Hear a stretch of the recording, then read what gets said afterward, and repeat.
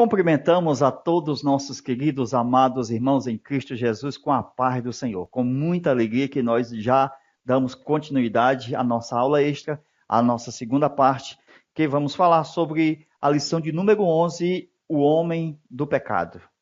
Estamos estudando a Escola Bíblica Dominical. Vamos estudar a lição de número 11, dando continuidade na sequência do vídeo número 1. Queridos, veja o nosso comentário.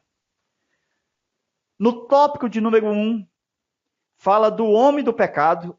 Originalmente, há uma prefiguração, quando lemos na Bíblia, desde Gênesis, capítulo 4, onde estudamos sobre Caim, Lameque, descendente de Caim.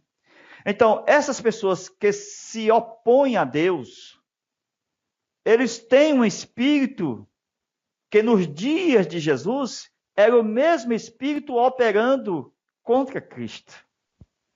Isto é, existe um grupo, uma gangue, desde o passado, dos faraós, dos Nabucodonosores, de Amã, de Herodes, de Judas, Iscariotes, e até hoje, muito se tem feito anticristo. Não é de hoje que o homem pede uma liderança mundial para controle universal. Desde os dias de Enoque, filho de Caim, que construiu uma cidade, passando por Nimrod, onde construiu uma torre piramidal, Babel. Estar por trás das rebeliões destes homens, até os dias de hoje, o espírito do anticristo. Tudo isso indica que nada existe de novo. Estamos no tempo do fim. E esses tipos de homens que passaram, antecederam, que tiveram o espírito contrário na rebelião contra Deus, foram as primeiras atitudes de homens que tipificaram o anticristo escatológico. Babel é o berço dos Nabucodonosores, dos poderosos imperadores da terra. O objetivo do anticristo é promover um nome sobre toda a terra, assim como Nimrod. O objetivo do anticristo é fazer com que os moradores da terra venham celebrar ele próprio, o homem do pecado. Fazer-se o próprio Deus, querendo apresentar-se como Deus. Então, quando nós lemos a primeira epístola de João, capítulo 2, verso 18, nós temos que o anticristo vai vir, há de vir, e que atualmente já apareceram a muitos. Isto é, já apareceram muitos anticristos. Existem aqueles que negam a Cristo, que têm o espírito do anticristo, mas existe também o anticristo no singular. Existe os anticristos e existe o anticristo. Isto é, o escatológico. Aquele que vai fazer que, como Nimrod, uma rebelião contra Deus na terra. Qual é a última hora que está escrito em João? Filhinhos, já sabemos que é a última hora, já sabemos que é o último tempo. A última hora não é a hora em que o Filho do Homem vai vir. Quando a gente prega tanto sobre a vinda de Jesus, todo mundo vai abraçar o anticristo, porque achando que é ele o anticristo, o próprio Cristo. Quando a gente fala da vinda de Jesus, temos que ter muito cuidado, porque a última hora é a hora do aparecimento do anticristo. Jesus, ele virá depois desta última hora. Glória a Deus. Por quê? Porque nós sabemos que o arrebatamento será para a igreja. Então Jesus vem para a igreja, não vem para o mundo. Foi Jesus quem disse: vós me vereis, mas o mundo não me verá mais. Está se referindo ao arrebatamento da igreja.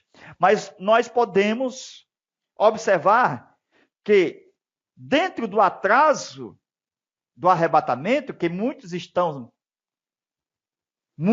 dizendo, quando vai ser isto?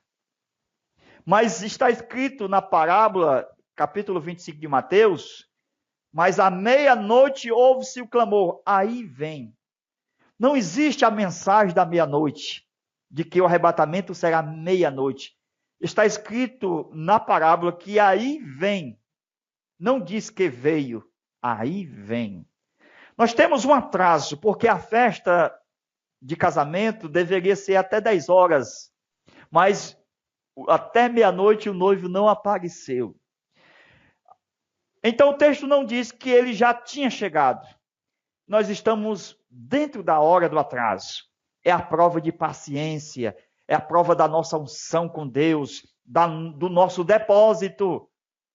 Não é ter vasilha somente, mas ter azeite na vasilha. Não é ter lâmpada acesa, mas ter reserva para aguardar o atraso do noivo.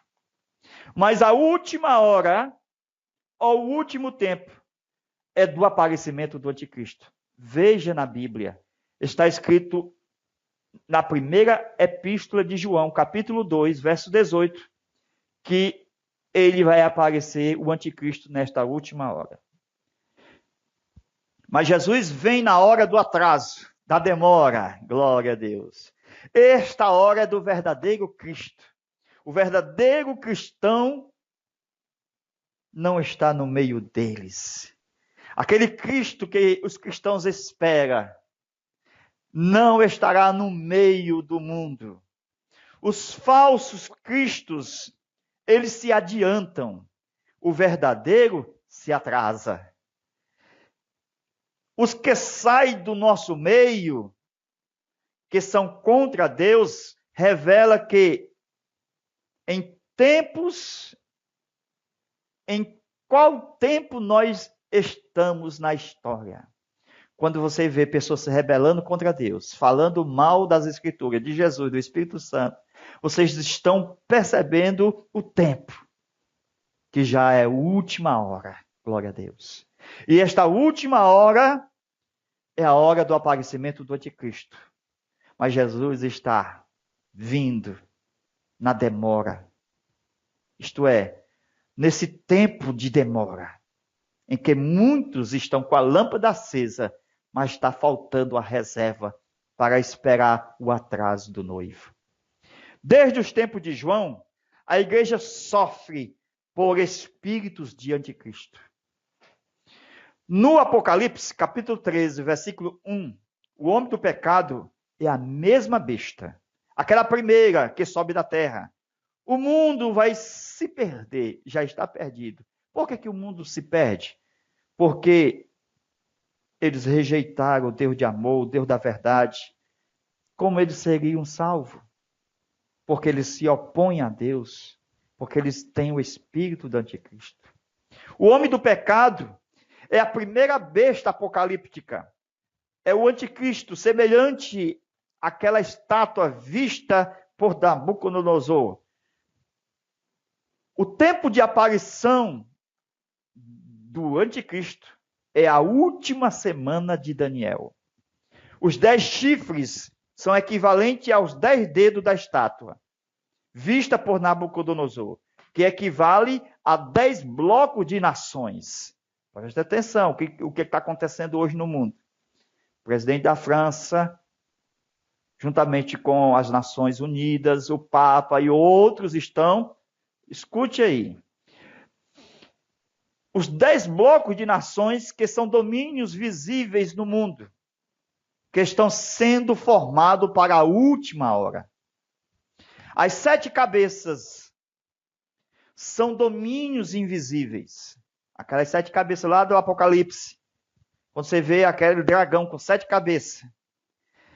São 7 principados, essas 7 cabeças, regidos por Satanás, que atuam nas áreas das cidades, que atuam nos laboratórios, nos hospitais, na política, na religião, atua na comunicação escrita, audiovisual e, finalmente, no poder isolado e egoísta da economia mundial, incluindo os bancos e as bolsas de valores.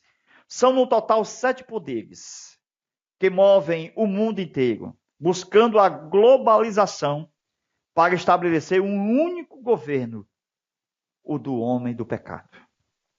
Os 10 blocos das nações, ou de nações, estão sendo formados e confirmados, que representam os 10 dedos da estátua. Todos estes terão um presidente, um governo, o homem do pecado, uma só moeda, um só poder político, cujo objetivo é unificar as religiões, a fim de preparar o culto à trindade diabólica. Terrível, né?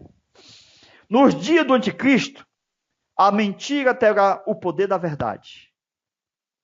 Segunda aos Tessalonicenses 2, verso 12. Todos os que comparecerão ao tribunal do grande trono branco, não é o tribunal de Cristo, mas é no juízo final, são as classes de crentes que amam a mentira, que falam mentira, que gostam da mentira, que amam a iniquidade. E no final dos 7 anos da grande tribulação, no final,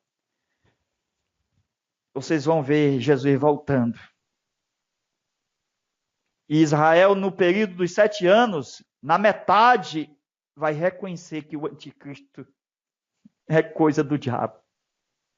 E que Israel vai descobrir que o anticristo é o falso Messias.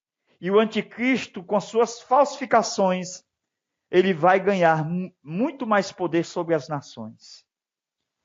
Nós precisamos estudar muito essa parte escatológica do tempo do fim, para não ser enganado. Temos que estudar mais. Vamos continuar estudando, em nome de Jesus. Amém. Deus abençoe.